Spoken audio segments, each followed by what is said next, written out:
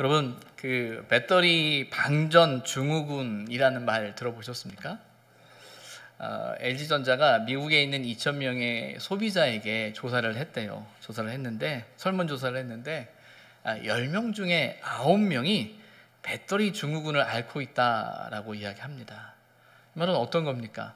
자신이 가지고 있는 핸드폰이 방전될까봐 이 노심초사한다라는 말이겠죠. 이 내용은 이 폰아일체, 물아일체라는 말을 바꿔서 폰아일체, 핸드폰과 내가 하나다라는 기사의 제목에 나와 있는 내용이에요. 그 신문 기사에 보면 이런 말이 있습니다. 예전에는 해외여행을 위해서 이제 여권, 또 비행기표, 지갑을 챙기는 게 가장 중요하게 생각했는데 요즘은 핸드폰, 충전기, 보조 배터리를 챙기는 게 제일 중요하다고 해요. 왜냐하면 외국에 나가거나 낯선 곳에 갔는데 갑자기 핸드폰이 이제 방전돼 버리면 거기에 모든 정보가 다 있잖아요. 특별히 말이 안 되는 곳에 갔는데 이게 핸드폰이 안 돼 버리면 그냥 아주 난감한 상황이 벌어진다라는 거예요. 그래서 사람들이 핸드폰 방전되면 안 된다라는 그 고정한 생각을 갖고 있다라는 거겠죠. 뿐만 아니라 사업을 하시는 분들이 중요한 전화를 받아야 되는데 뜻하지 않게 핸드폰이 방전되는 바람에 전화를 받지 못해서 큰 계약을 놓치거나 일에 어려움을 당하게 되면 아마 그분들은 더 예민해질 수밖에 없지 않을까라는 생각을 하게 돼요. 그래서 방전에 대한 두려움을 갖고 계신 분들은 특징이 곳곳에 콘센트만 보면 꽂아서 충전을 한다고 합니다. 혹시 지금도 두려운 마음에 핸드폰을 꺼내시는 분들 안 계신가요? 확실히 말씀드릴 수 있는 것은 여러분의 핸드폰이 방전되기 전에 예배는 끝날 겁니다. 걱정 안 하셔도 됩니다. 이 신문 기사를 보면서 이런 생각을 했어요. 우리가 휴대폰 충전은 늘 걱정하고 있는데 우리의 믿음은 잘 충전되어져 있는가라는 생각을 해보게 돼요. 혹시 우리 믿음이 방전되진 않았는가라는 생각을 해보게 됩니다. 여러분, 믿음을 충전하려면 어떻게 해야 될까요? 어떻게 해야 믿음이 방전되지 않을까요? 우리는 종종 믿음에 대한 이야기를 할 때 우리의 뜨거운 감정, 느낌, 어떤 면에서 내가 가지는 어떤 느낌이 믿음의 크기다라는 생각을 가질 때가 있어요. 마음이 뜨겁고 때로는 기쁘고 때로는 뭔가 내 마음에 할 수 있을 것 같다는 어떤 느낌들을 믿음의 기준으로 삼을 때가 있습니다. 근데 중요한 건 여러분, 믿음은요 우리의 감정과 느낌으로부터 출발하지 않습니다. 믿음은 철저히 하나님의 말씀으로부터 출발하는 거예요. 하나님의 말씀에 뿌리 내리고 말씀으로부터 충전되어져야 하는 것이 믿음이라는 겁니다. 그런데 그것이 우리의 감정이나 내 경험이나 어떤 분위기의 기준이 되어버리면 어떤 현상이 발생되냐면 늘 그런 분위기, 그런 기준을 찾아다니게 되어 있어요. 그리고 그래야만 내가 은혜 받을 것 같고 그래야만 내가 믿음 생활을 잘할 수 있을 것 같고 하는데, 만약에 그렇다면 한 번쯤은 생각해야 합니다. 하나님께서는 이 말씀을 통해서 우리의 믿음을 충전시키시고 이 말씀을 통해서 바른 믿음의 삶을 살아가게 하신다라는 거죠. 오늘 이 예배가 저와 여러분의 믿음을 말씀으로 충전시키는 그런 예배의 자리가 되기를 소망합니다. 이 마태복음 1장은 예수님께서 그리스도라는 그 사실을 마태는 여러 모양으로 주장하고 있습니다. 아브라함과 다윗의 자손 예수, 그가 그리스도다. 또 예수 그리스도의 계보다라고 이야기하면서 예수 그리스도의 탄생이 이스라엘 역사 속에, 유대인의 혈통 속에 또 다윗의 자손으로서 이렇게 오셨다라는 사실을 거듭거듭 이야기하죠. 무엇보다 바벨론 포로 시기라는 어떤 역사적인 아픔을 그들의 그 족보 속에, 계보 속에 기준으로 삼아서 다시금 그때를 기억하며 오늘 우리의 삶의 자리 가운데 이 연약하고 힘들고 아픈 이 상황 속에서 이 우리를 구원하실 분이 바로 그 예수고 그분이 그리스도라는 사실을 마태는 거듭해서 우리에게 이야기하고 있습니다. 이제 오늘 우리가 읽은 본문 속에서는 예수님께서 왜 오셨는지, 그 그리스도께서 왜 오셨는지에 대해서 우리에게 이야기를 하고 있어요. 18절은 이렇게 이야기합니다. 예수 그리스도의 나심은 이러하니라. 마태가 이야기하고 있는 예수 그리스도의 나심, 어떻게 예수님께서 나셨다고 이야기합니까? 성령으로 잉태된 것이 나타났다. 근데 중요한 건 그 앞에 이야기겠죠. 마리아가 요셉과 약혼하고 동거하기 전에 성령으로 잉태된 것이 나타났다라고 이야기하고 있어요.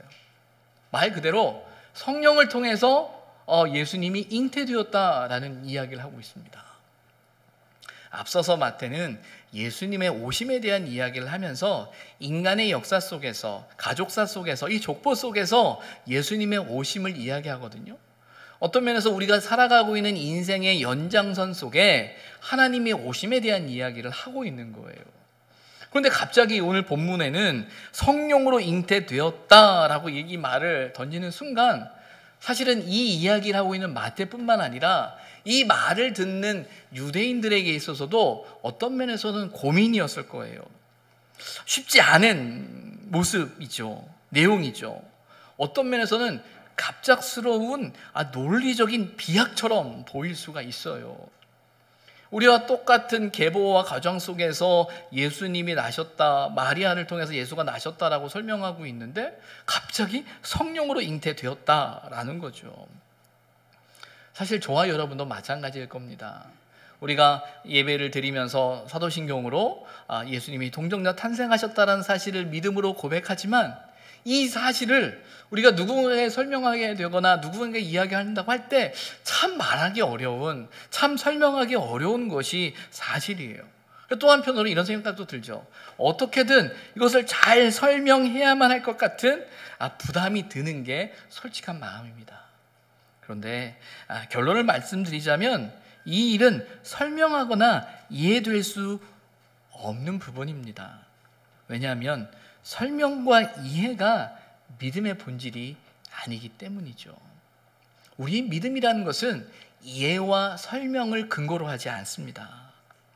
믿음에 대해서 C.S. 루이스는 이렇게 말했어요. 믿음은 우리의 동의와 이해를 구하는 논증이 아니라 우리의 신뢰를 요구하는 인격체와 마주하게 하는 관계다라고 이야기합니다. 우리는 종종 성경을 읽어가다 보면 어떤 말이 안 되는 어떤 사건과 상황에 부딪히게 되죠.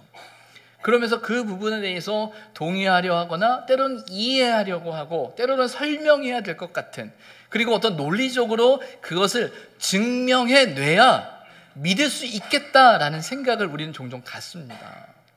그런데 여러분, 우리가 가지고 있는 믿음은요, 이해나 설명, 논증을 통해서 완성되는 게 아니라는 말이에요.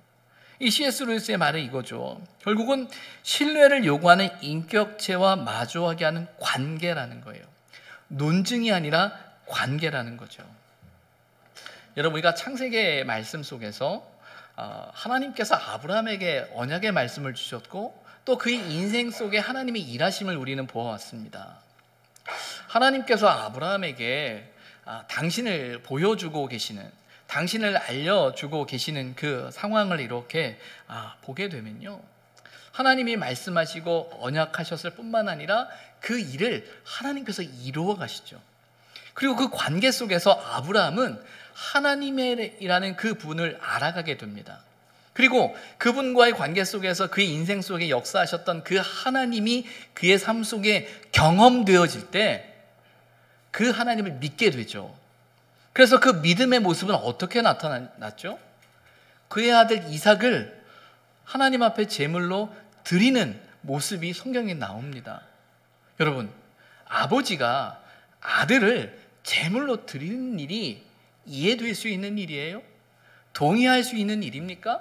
논리적으로 설명할 수 있는 일일까요? 그거는 설명될 수도 이해될 수도 없는 거예요. 그런데 아브라함은 그 일을 했어요.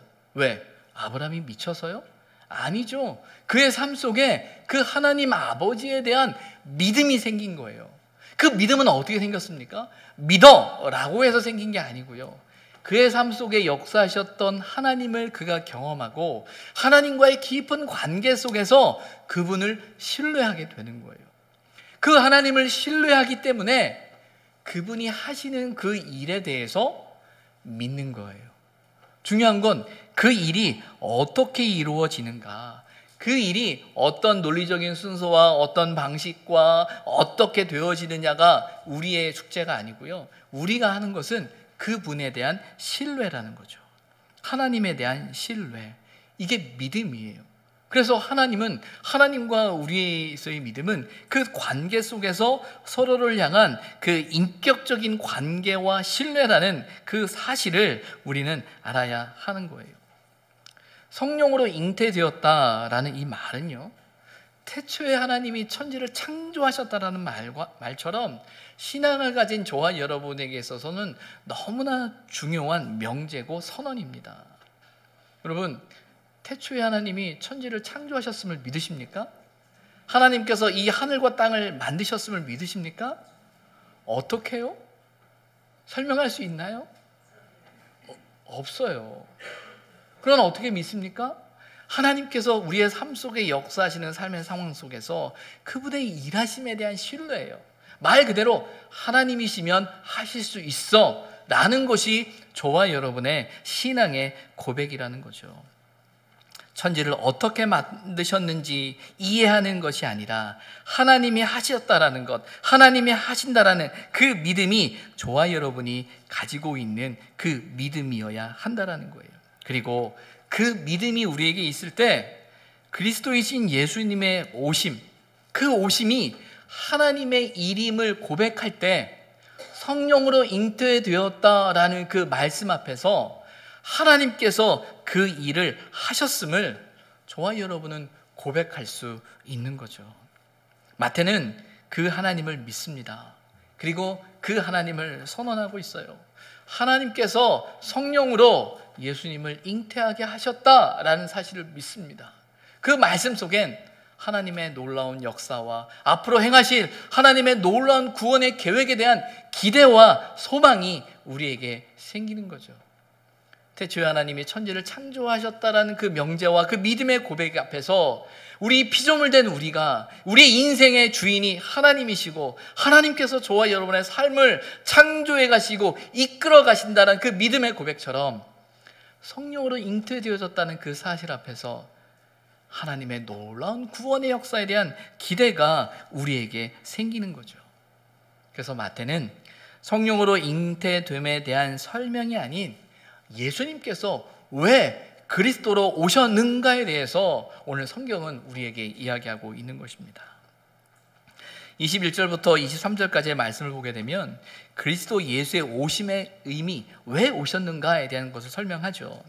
먼저는 21절에 이렇게 이야기합니다. 그 이름을 예수라 하라라고 하면서 그가 자기 백성을 그들의 죄에서 구원할 자이심이라 라고 되어 있었어요. 왜 그리스도가 오셨죠? 당신의 백성을 죄에서 구원하시기 위해 오셨다라는 거예요. 그리스도의 오심은 우리를 죄에서 구원하시고자 하시는 하나님의 방법이라는 사실이죠. 또 왜 오셨습니까? 이어지는 23절을 보게 되면 이사야 7장 14절의 말씀을 인용해서 임마누엘이라 하리라 라고 하면서 그 뜻이 무엇입니까? 하나님이 우리와 함께 계시다. 예수님께서 그리스도로 우리에게 오셨어요. 왜 오셨습니까? 우리를 죄에서 구원하시기 위해 오셨어요.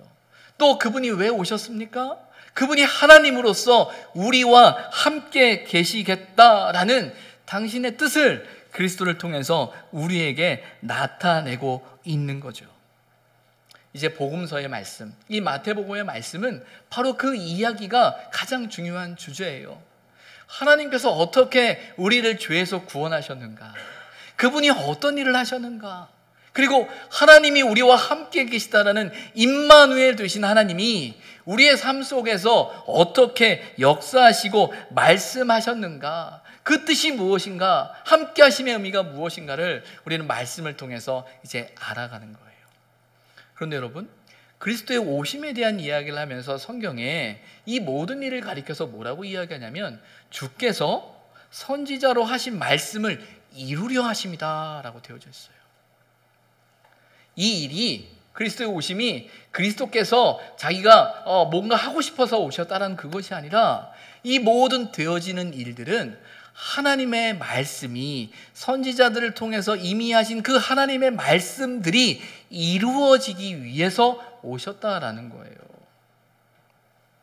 마태가 이야기하고 있는 예수님의 사역의 핵심 중에 하나는 성취예요. 어떤 성취입니까? 하나님의 약속, 하나님의 언약에 대한 성취예요.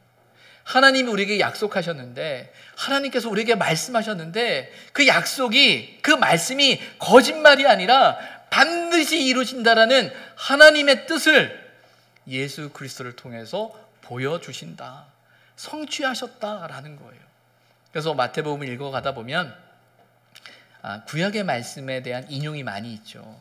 그 인용하는 이유는 뭐냐면, 구약에 있는 그 일이 오늘 신약에 예수님을 통해서 이루셨다라는 사실을 이야기하고 있는 거예요.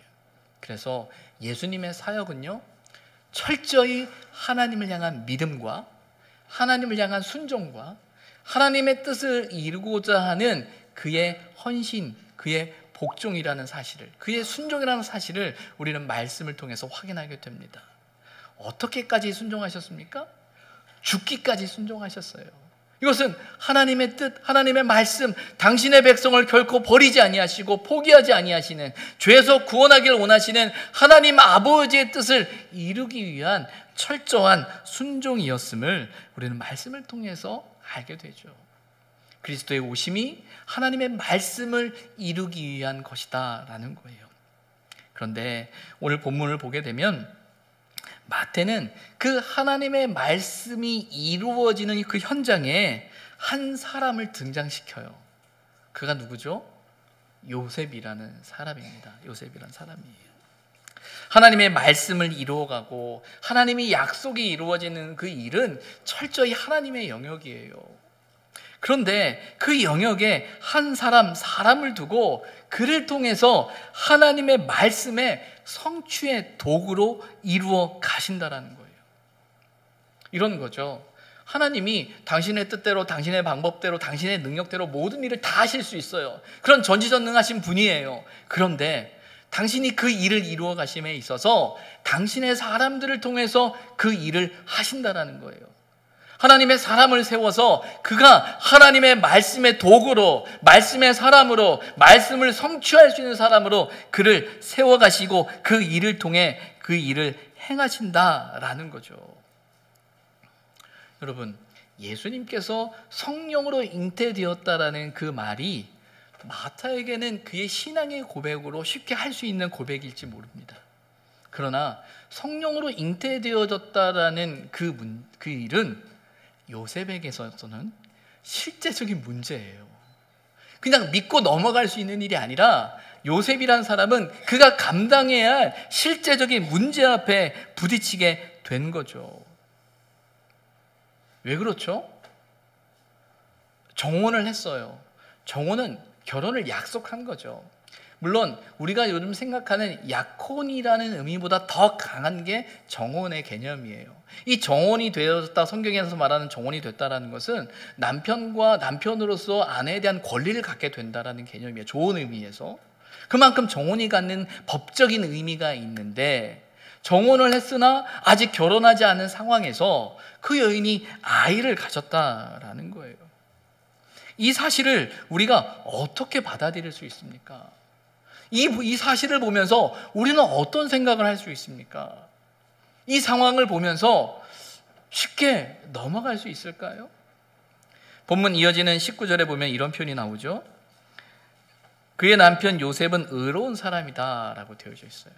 여러분, 여기서 말하는 의로운 사람이라는 의미가 어떤 의미라고 생각하십니까? 뒤에 나오는 것처럼 요셉이 그 마리아를 데려왔기 때문에 그 요셉은 마음이 넓은 사람이어서 그 부분을 다 수용하고 받아들였구나 라는 차원에서 의로운 사람이라는 게 아니에요.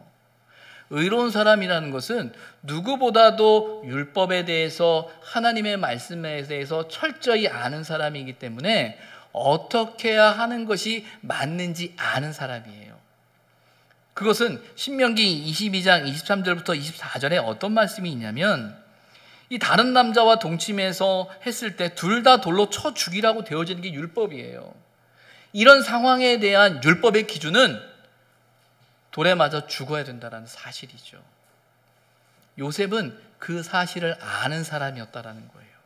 그래서 율법대로 한다면 이 결혼을 파기해야 할 뿐만 아니라 그런 모습을 보인 그 여인을 들추어서 드러내서 사람들 앞에 돌 팔매질을 하게 하는 것이 의예요. 그게 율법이에요. 그런데 오늘 본문을 보게 되면 뭐라고 되어져 있죠? 의로운 사람이라 그를 드러내지 아니하고 가만히 끊고자 하였다라고 되어져 있습니다. 그가 알고 있는 율법에, 또 사람들이 알고 있는 율법의 그 기준 속에는 그를 들추어내고 그를 세워서 돌팔매질을 했을 때 모두가 그가 그 여자가 잘못했다라는 것으로서 그 행동을 정당화할 수 있었어요. 하지만 요셉은 그렇게 하지 않았다. 가만히 끊고자 하였다라고 이야기합니다. 여러분, 이 부분에 대해서 우리는 깊이 생각해 보아야 합니다. 요셉의 의는 율법에 근거한 의예요. 그가 이 상황에서 그의 행동과 그의 결정은 용납되어질 수 있습니다. 마리아를 향한, 마리아를 들추어내는 그 모든 행동은 정당화될 수 있는 거예요. 그러나 그는 그렇게 하지 않았어요. 여러분, 우리라면 어떨까요? 기준이 있잖아요. 율법이 있잖아요. 이거 다 되는데 이대로 해야지 라고도 말할 수 있지만요, 또 한편으로는 그 연약함을, 그 아픔을 보면서 그것을 감쌀 수 있는 것도 우리의 몫이에요. 그래서 요셉이 선택한 방법은 무엇이었냐면 가만히 끊고자 하였다. 이 상황에서 그 여자와 계속 결혼을 한다는 것은 율법을 어기는 일이기 때문에 그럴 수는 없다. 하지만 그 여자를, 그 마리아를 사랑하는 그 마음에 내가 마지막 그를 위해 할 수 있는 것은 그의 연약함을 덮어주겠다라는, 들추어내지 않겠다라는 것이 요셉의 결정인 거예요. 그게 그의 생각인 거예요. 근데 이어지는 20절에 주의 사자가 현몽하여 그에게 이야기합니다. 이 일이 사람의 일이 아니라는 거죠. 성령으로 된 것이다 라고 이야기하죠. 그리고 마태가 이야기하고 있는 것처럼 그 이름을 예수로 하고, 그 예수는 우리를, 자기 백성을 죄에서 구원할 자라는 사실을, 그리고 무엇보다 임마누엘이라는 이사야의 말씀의, 예언의 말씀을 기억하게 하면서 하나님이 우리와 함께 하시는 하나님의 역사라는 이야기를 그 요셉은 듣게 되는 거예요.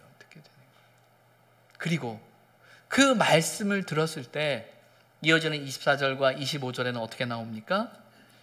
그가 잠에서 깨어 일어나 분부대로 행하였다라고 되어져 있죠. 그 분부대로 행하는 게 뭐예요? 아내를 데려오는 일이에요. 그리고 아들을 낳기까지 동침하지 않고요. 그리고 아들을 낳음에 예수라 하였다라고 되어져 있습니다.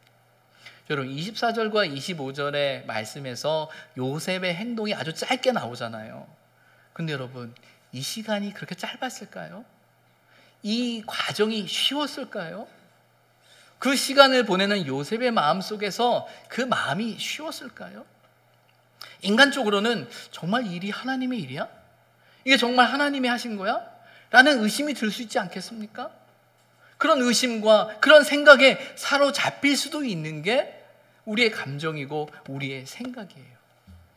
그런데 여러분, 그 말씀을 이루려 함이라는, 그 말씀을 이루는 사람으로서 요셉은 철저히 자신의 감정과 자신의 기준과 자신의 형편과 자신의 생각에 사로잡히기보다 그에게 들려졌던 하나님의 말씀 앞에 순종하면서 그 말씀 앞에 섰을 때 요셉은 말씀의 사람이 될 수 있는 거예요.